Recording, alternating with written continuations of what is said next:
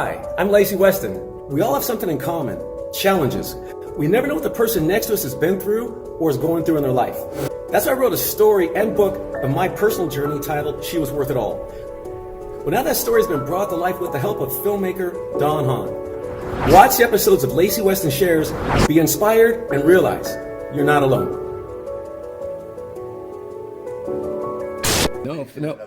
No, faith is that God's got my back because he's had my back my entire life.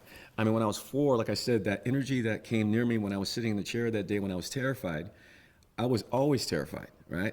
But that day there was a comfort feeling, and I realized, if that's God, this is what it feels like.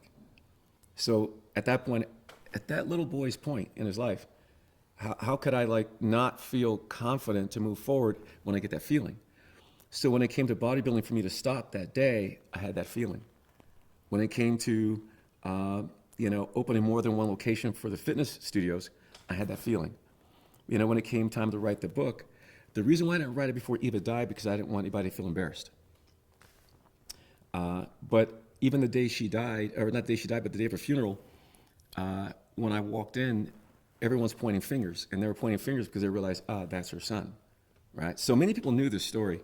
I was the only one that didn't know, but I figured as time went on.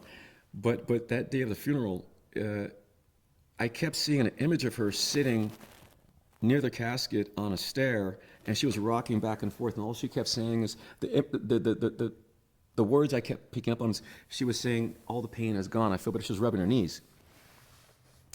And she mouthed the words, I'm sorry, 3 times.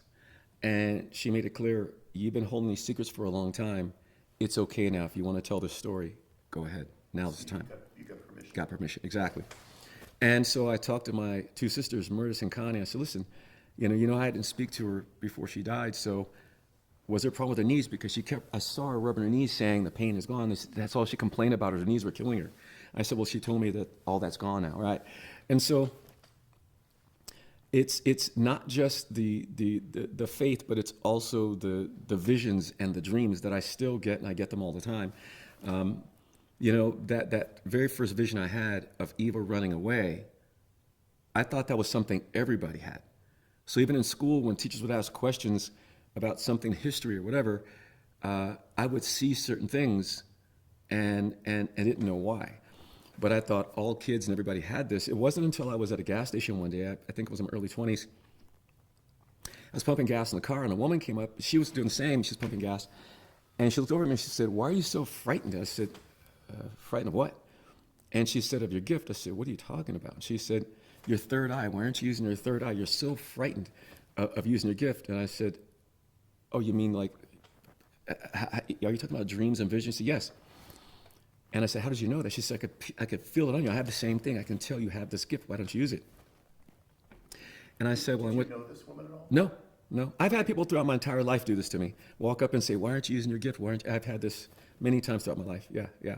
And so when I told her, I said, I was raised in the Catholic school, and I said, I was always told that was satanic.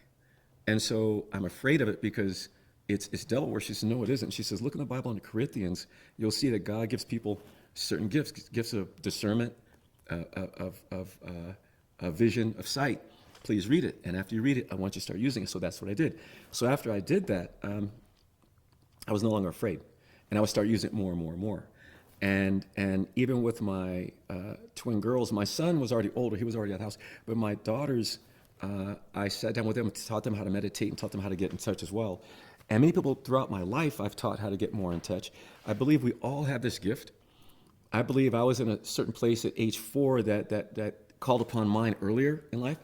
But I believe everyone born has this ability. We're all spiritual beings. We have this gift, but many people are too analytical, and they choose not to turn it on or use it. I hear it. Let's pause just for a second, and I'll email someone. Just if you're cold. Yeah, please, let's take 5. Yeah, I drink. It's great, Lacy, really good. Yeah, right. Yeah, I wish I had met him.